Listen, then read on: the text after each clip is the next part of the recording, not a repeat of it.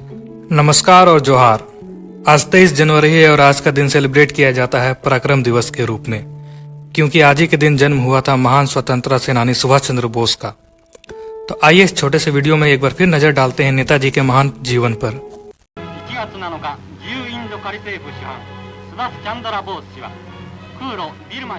नेताजी का जन्म 23 जनवरी 1897 को हुआ था कटक में, जो तब बंगाल प्रोविंस का एक हिस्सा हुआ करता था। इनके पिता का नाम जानकीनाथ बोस और मां का नाम प्रभावती बोस था। सुभाष चंद्र बोस विवेकानंद से काफी इन्फ्लुएंस थे और इन्हें अपना स्पिरिचुअल गुरु भी मानते थे, और इन्हें राजनीति का ज्ञान चित्तरंजन दास से मिला था। सुभाष चंद्र बोस पढ़ाई में काफी अच्छे थे। इन्होंने कलकत्ता में रहकर अपनी पढ़ाई पूरी की और फिलोसफी से अपनी डिग्री कंप्लीट की, और फिर इन्होंने 1919 में इंडियन सिविल सर्विस की एग्जाम भी क्लियर की। लेकिन इन्होंने सर्विस ज्वाइन करने से साफ मना कर दिया, क्योंकि वो ब्रिटिश गवर्नमेंट को सर्व नहीं करना चाहते थे। सुभाष चंद्र बोस ने 1921 में इंडियन नेशनल कांग्रेस ज्वाइन की। उन्होंने साथ ही अपना न्यूज़पेपर स्वराज भी स्टार्ट किया। Subhash Chandra Bose all India youth Congress के प्रेसिडेंट भी थे और बंगाल स्टेट कांग्रेस के सेक्रेटरी भी। 1924 में वो सीईओ बने कलकत्ता म्यूनिसिपल कॉर्पोरेशन के, और 1930 में मेयर ऑफ कलकत्ता। सुभाष चंद्र बोस ने जब कांग्रेस ज्वाइन की थी तब वो काफी यंग थे, और उन्हें और जवाहरलाल नेहरू को कांग्रेस पार्टी का यंग लीडर्स के रूप में जाना जाने लगा, और ये दो काफी पॉपुलर हुए लोगों के बीच में। सुभाष चंद्र बोस नए खून वाले नेता थे, और उनका मानना था आजादी हमें कभी भी मांगने से नहीं मिलेगी, इससे हमें छीनना पड़ेगा। यही कारण था इनकी गांधी जी से नहीं बनती थी, क्योंकि गांधी जी बिना हिंसा के आजादी पाना चाहते थे।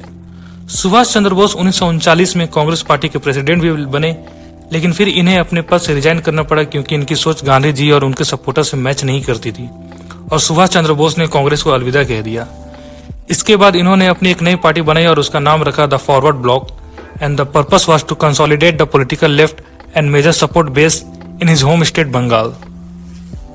दूसरे विश्व युद्ध के दौरान जब ब्रिटिश गवर्नमेंट ने इंडियन ट्रूप्स को युद्ध में लड़ने के लिए भेज दिया, तब सुभाष चंद्र बोस ने बड़े पैमाने पर इसका विरोध किया और गवर्नमेंट के खिलाफ प्रोटेस्ट की, जिसके लिए उन्हें जेल जाना पड़ा।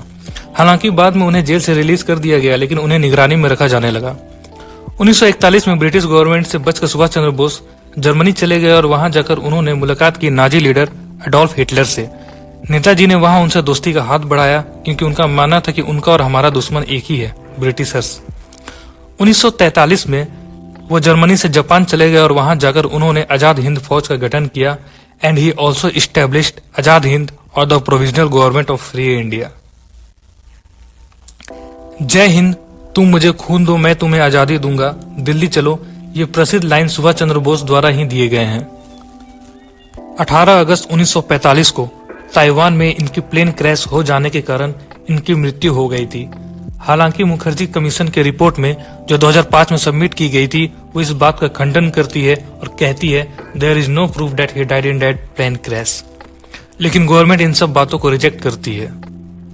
हर साल 23 जनवरी को आपदा प्रबंधन क्षेत्र में भारत के लोगों और ऑर्गेनाइजेशंस के द्वारा प्रदान किए गए अमूल्य योगदान और निस्वार्थ सेवा को पहचानने के लिए और सम्मान करने के लिए सुभाष चंद्र बोस आपदा प्रबंधन पुरस्कार से नवाजा जाता है।